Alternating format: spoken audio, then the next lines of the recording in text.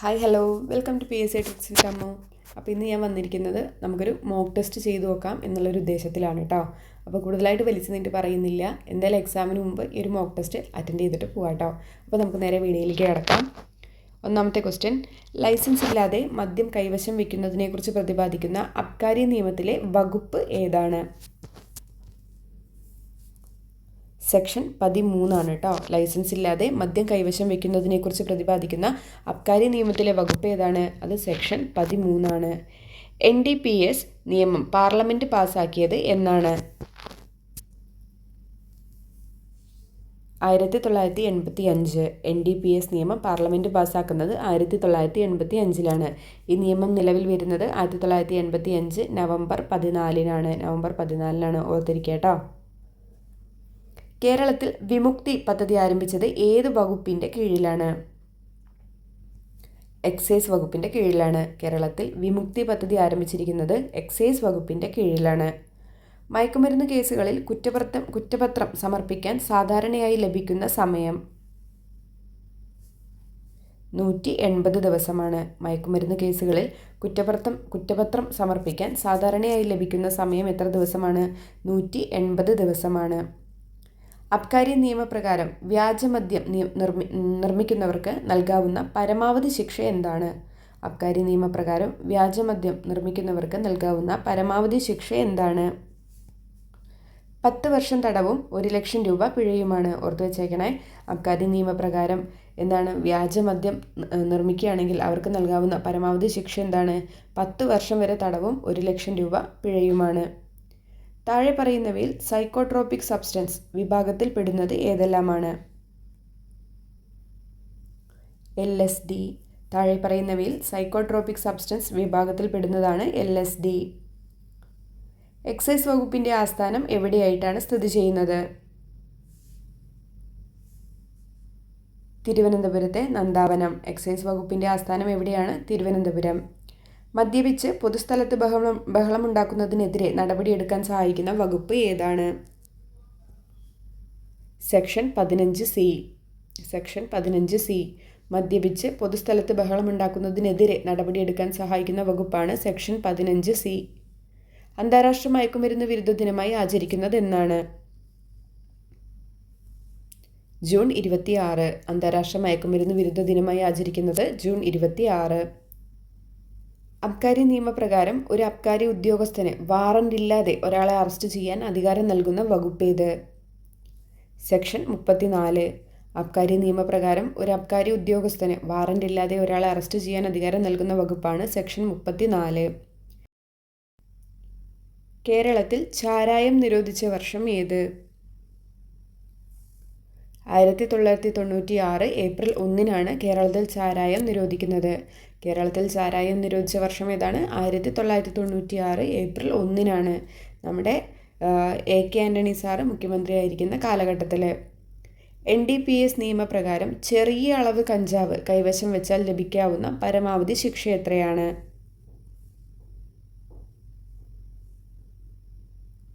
1 വർഷം വരെ തടവ് അല്ലെങ്കിൽ 10,000 രൂപ പിഴ. NDPS നിയമപ്രകാരം ചെറിയ അളവ് കഞ്ചാവ് കൈവശം വെച്ചാൽ ലഭിക്കാവുന്ന പരമാവധി ശിക്ഷ എത്രയാണ്? 1 വർഷം തടവ് അല്ലെങ്കിൽ 10,000 രൂപ പിഴ. ഈ ചെറിയ അളവ് എന്ന് പറയുന്നത് 1 കിലോയ്ക്ക് താഴെയുള്ള കഞ്ചാവിനെയാണ് കേട്ടോ ചെറിയ അളവായിട്ട് കണക്കാക്കുന്നത്. ലഹരി പദാർത്ഥങ്ങളുടെ ഉപയോഗം തടയുന്നതിനായി സ്കൂളുകളിൽ രൂപീകരിച്ചിട്ടുള്ള സമിതികൾ ഏത് പേരിലാണ് അറിയപ്പെടുന്നത്? വിമുക്തി ക്ലബ്ബ്. വിമുക്തി ക്ലബ്ബ്. ലഹരി പദാർത്ഥങ്ങളുടെ ഉപയോഗം തടയുന്നതിനായി സ്കൂളുകളിൽ രൂപീകരിച്ചിട്ടുള്ള സമിതികളാണ് വിമുക്തി ക്ലബ്ബ്. പുകയില ഉൽപ്പന്നങ്ങൾ പൊതുസ്ഥലത്ത് ഉപയോഗിക്കുന്നത് നിരോധിച്ചുകൊണ്ടുള്ള നിയമം ഏത്? കോട്ട്പ 2003. പുകയില ഉൽപ്പന്നങ്ങൾ പൊതുസ്ഥലത്ത് ഉപയോഗിക്കുന്നത് നിരോധിച്ചുകൊണ്ടുള്ള നിയമമാണ് കോട്ട്പ 2003. ഒരു അബ്കാരി ഉദ്യോഗസ്ഥൻ മനഃപൂർവ്വം ഒരാളെ തെറ്റായ കേസിൽ കുടുക്കിയാൽ അയാൾക്ക് ലഭിക്കാവുന്ന ശിക്ഷ എന്താണ്?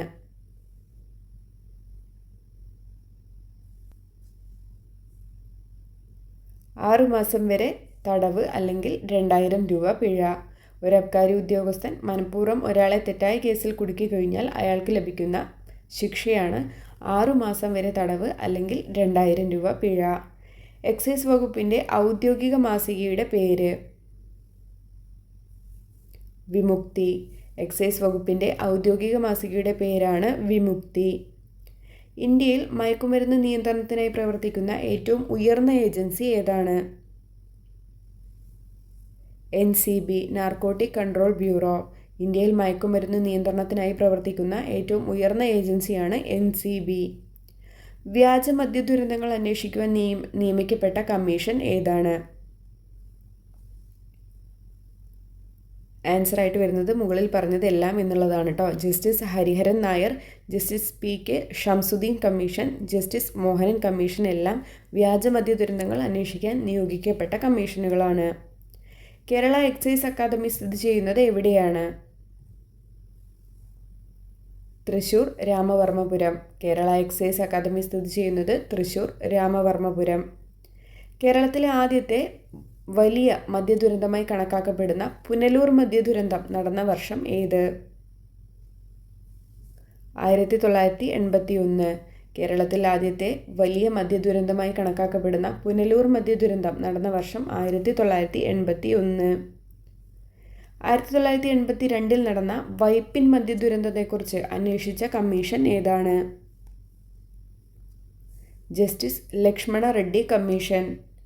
ജസ്റ്റിസ് ലക്ഷ്മണ റെഡ്ഡി കമ്മീഷനാണ് 1982 നടന്ന വൈപ്പിൻ മദ്യദുരന്തത്തെക്കുറിച്ച് അന്വേഷിച്ച കമ്മീഷൻ.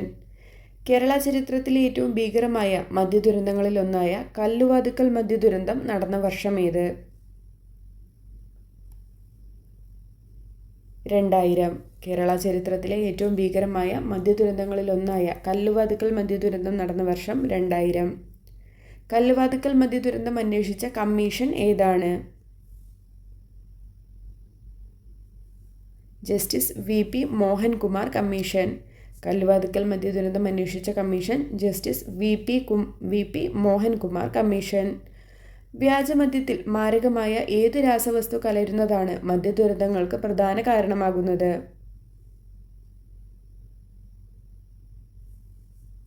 Methanol, methyl alcohol. വ്യാജമദ്യത്തിൽ മാരകമായ ഏത് രാസവസ്തു കലരുന്നതാണ് മദ്യദുരന്തങ്ങൾക്ക് പ്രധാന കാരണമാകുന്നത്? മെത്തനോൾ. മദ്യദുരന്തങ്ങൾ തടയുന്നതിനായി അബ്കാരി നിയമത്തിൽ ഭേദഗതി വരുത്തി സെക്ഷൻ 57A കൂട്ടിച്ചേർത്തത് ഏത് ദുരന്തത്തിന് ശേഷമാണ്? കല്ലുവാതുക്കൽ ദുരന്തം. മദ്യദുരന്തങ്ങൾ തടയുന്നതിനായി അബ്കാരി നിയമത്തിൽ ഭേദഗതി വരുത്തി സെക്ഷൻ 57A കൂട്ടിച്ചേർത്തത് കല്ലുവാതുക്കൽ ദുരന്തത്തിന് ശേഷമാണ്. അബ്കാരി നിയമപ്രകാരം ലഹരി വസ്തുക്കൾ കടത്താൻ ഉപയോഗിക്കുന്ന വാഹനങ്ങൾ കണ്ടുകെട്ടാൻ അധികാരമുള്ള ഉദ്യോഗസ്ഥൻ ആരാണ്? എക്സൈസ് കമ്മീഷണർ അല്ലെങ്കിൽ അധികാരപ്പെടുത്തിയ ഉദ്യോഗസ്ഥൻ. അബ്കാരി നിയമപ്രകാരം ലഹരി വസ്തുക്കൾ കടത്താൻ ഉപയോഗിക്കുന്ന വാഹനങ്ങൾ കണ്ടുകെട്ടാൻ അധികാരമുള്ള ഉദ്യോഗസ്ഥനാണ് എക്സൈസ് കമ്മീഷണർ അല്ലെങ്കിൽ അധികാരപ്പെടുത്തിയ ഉദ്യോഗസ്ഥൻ. മയക്കുമരുന്നിനടിമയായ ഒരാളെ ചികിത്സയ്ക്കായി ഡി അഡിക്ഷൻ സെൻ്ററിലേക്ക് മാറ്റാൻ നിർദ്ദേശിക്കുന്ന NDPS നിയമത്തിലെ വകുപ്പേത്?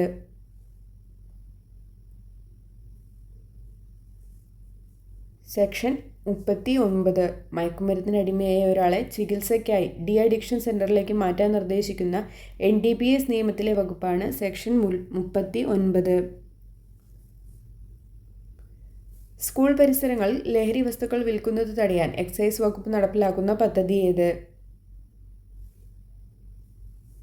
Clean campus, safe campus. School പരിസരങ്ങളിൽ ലഹരി വസ്തുക്കൾ വിൽക്കുന്നത് തടയാൻ എക്സൈസ് വകുപ്പ് നടപ്പിലാക്കുന്ന പദ്ധതിയാണ് ക്ലീൻ ക്യാമ്പസ്, സേഫ് ക്യാമ്പസ്. അബ്കാരി നിയമപ്രകാരം ഒരു സ്ത്രീയെ രാത്രികാലങ്ങളിൽ അറസ്റ്റ് ചെയ്യുമ്പോൾ പാലിക്കേണ്ട പ്രധാന നിബന്ധന എന്താണ്? മുകളിൽ പറഞ്ഞവയെല്ലാമാണ്. മജിസ്ട്രേറ്റിൻ്റെ മുൻകൂർ അനുമതി വാങ്ങണം, ഒരു വനിതാ ഓഫീസറുടെ സാന്നിധ്യം ഉണ്ടായിരിക്കണം, അടുത്ത ബന്ധുക്കളെ അറിയിച്ചിരിക്കണം. കേരളത്തിൽ മദ്യപിക്കാനുള്ള നിയമപരമായ പ്രായപരിധി എത്രയാണ്? 23 വയസ്സ്. NDPS എന്നതിൻ്റെ പൂർണ്ണരൂപം എന്ത്? Narcotic drugs and psychotropic substance. NDPS എന്നതിൻ്റെ പൂർണ്ണരൂപം എന്താണ്? Narcotic drugs and psychotropic substance. NDPS നിയമപ്രകാരം ഒരു ഉദ്യോഗസ്ഥൻ റെയ്ഡ് നടത്തുമ്പോൾ പാലിക്കേണ്ട നടപടിക്രമങ്ങളെക്കുറിച്ച് പ്രതിപാദിക്കുന്ന പ്രധാന വകുപ്പ് ഏത്? സെക്ഷൻ 50. NDPS നിയമപ്രകാരം ഒരു ഉദ്യോഗസ്ഥൻ റെയ്ഡ് നടത്തുമ്പോൾ പാലിക്കേണ്ട നടപടിക്രമങ്ങളെക്കുറിച്ച് പ്രതിപാദിക്കുന്ന വകുപ്പാണ് സെക്ഷൻ 50. മദ്യപിച്ച ശേഷം വാഹനം ഓടിക്കുന്നത് പരിശോധിക്കാൻ ഉപയോഗിക്കുന്ന ഉപകരണം ഏത്? Breath analyser. ലഹരി മരുന്നിൻ്റെ ഉപയോഗം മൂലമുണ്ടാകുന്ന കുറ്റകൃത്യങ്ങൾ തടയാൻ രൂപീകരിച്ച എക്സൈസ് സ്ക്വാഡിൻ്റെ പേരെന്ത്? Shadow excise. പുകയില ഉൽപ്പന്നങ്ങളുടെ പാക്കറ്റുകളിൽ നിർബന്ധിത മുന്നറിയിപ്പ് ചിത്രങ്ങൾ നൽകാത്ത നിർമ്മാതാവിന് ആദ്യ തവണ ലഭിക്കുന്ന പിഴ എത്ര? 5000 രൂപ വരെ. വിദ്യാഭ്യാസ സ്ഥാപനങ്ങളുടെ 100 വാര ചുറ്റളവിൽ പുകയില ഉൽപ്പന്നങ്ങൾ വിൽക്കുന്നവർക്ക് ലഭിക്കാവുന്ന പിഴ എത്ര? 200 രൂപ വരെ. അപ്പോൾ ഇന്നത്തെ ക്വസ്റ്റ്യൻസ് എല്ലാം നല്ല ക്വസ്റ്റ്യൻസ് ആയിരുന്നില്ലേ? നിങ്ങൾക്ക് എത്ര മാർക്ക് കിട്ടിയെന്ന് കമൻറ്റ് ചെയ്യുക കേട്ടോ. അപ്പോൾ എല്ലാവർക്കും ഓൾ ദി ബെസ്റ്റ് ടു എക്സാമിന്. നന്നായി എഴുതുക, ടെൻഷനൊന്നും അടിക്കാണ്ട് എഴുതുക. സ്പെഷ്യൽ ടോപ്പിക്കിൽ ഞാൻ പറഞ്ഞതുപോലെ ചെയ്യാൻ പറ്റുകയാണെങ്കിൽ ചെയ്യുക കേട്ടോ. നമുക്കൊരു ക്വസ്റ്റ്യൻ അറിഞ്ഞിട്ടില്ല എന്നുണ്ടെങ്കിൽ ചിലപ്പോൾ അത് വട്ടിട്ട് വെക്കുക, റൗണ്ട് ചെയ്ത് വെക്കുക. പിന്നെന്താണ്, ബാക്കിയുള്ള ക്വസ്റ്റ്യൻസൊക്കെ വായിച്ച് നോക്കിയതിന് ശേഷം മാത്രം അത് അറ്റൻഡ് ചെയ്യാൻ ശ്രമിക്കുക കേട്ടോ. കാരണം ചിലപ്പോൾ അതിൻ്റെയുള്ള ഹിൻറ്റ് ചിലപ്പോൾ ആ 20 ചോദ്യങ്ങളിൽ എവിടെയെങ്കിലും ഉണ്ടാവും നമുക്ക് എഴുതാൻ പറ്റുന്ന എന്തെങ്കിലും വകുപ്പോ സെക്ഷൻസോ വേറെ എവിടെയെങ്കിലുമൊക്കെ കിടക്കുന്നുണ്ടാവും. അപ്പോൾ അതൊക്കെ നോക്കിയിട്ട് എഴുതുക കേട്ടോ. ഞാൻ പറഞ്ഞല്ലോ, നമ്മുടെ അസിസ്റ്റൻറ്റ് ഫീമെയിൽ പ്രിസണർ ഓഫീസറിൽ 2 ക്വസ്റ്റ്യൻസ് ഒരുപോലെ റിപ്പീറ്റായിട്ട് വന്നിട്ടുണ്ടായിരുന്നു. അപ്പോൾ ഒരു കാര്യം അറിഞ്ഞ ആൾക്ക് അടുത്ത ക്വസ്റ്റ്യൻ ഈസി ആയിട്ട് ചെയ്യായിരുന്നു. അത് വളരെ ലിങ്കായിട്ടാണ് ആ ഒരു ക്വസ്റ്റ്യൻ കിടന്നിട്ടുണ്ടായിരുന്നത്. 2 സെക്ഷന് 8 ചോദിച്ചിട്ടുണ്ടായിരുന്നത്. പിന്നെ 8 ക്ലോസ് 1 ചോദിക്കുകയും ചെയ്തു. അപ്പോൾ അത് വളരെ റിലേറ്റഡ് ആയിട്ടുള്ള ഇതുമായിരുന്നു കൊടുത്തിട്ട്, അതിനോട് അടുത്ത് നിൽക്കുന്ന സ്റ്റേറ്റ്മെൻറ്റും ആയിരുന്നു കൊടുത്തിട്ടുണ്ടായിരുന്നത്. അപ്പോൾ അത് വേഗം കണ്ടുപിടിക്കാൻ വേണ്ടിയിട്ട് പറ്റി. അപ്പോൾ നിങ്ങൾക്കും അതുപോലെ എന്തെങ്കിലും ഹിൻറ്റുകളൊക്കെ ഉണ്ടാവും. അപ്പോൾ അത് നോക്കിയിട്ടൊക്കെ ചെയ്യാം കേട്ടോ. എന്ന് കരുതി സമയം കളയരുതേ, പരമാവധി അത് യൂസ് ആക്കുക കേട്ടോ. അപ്പോൾ ഇനി വീണ്ടും നല്ലൊരു ക്ലാസ്സിൽ കാണാം. അതുവരേക്കും താങ്ക് യു.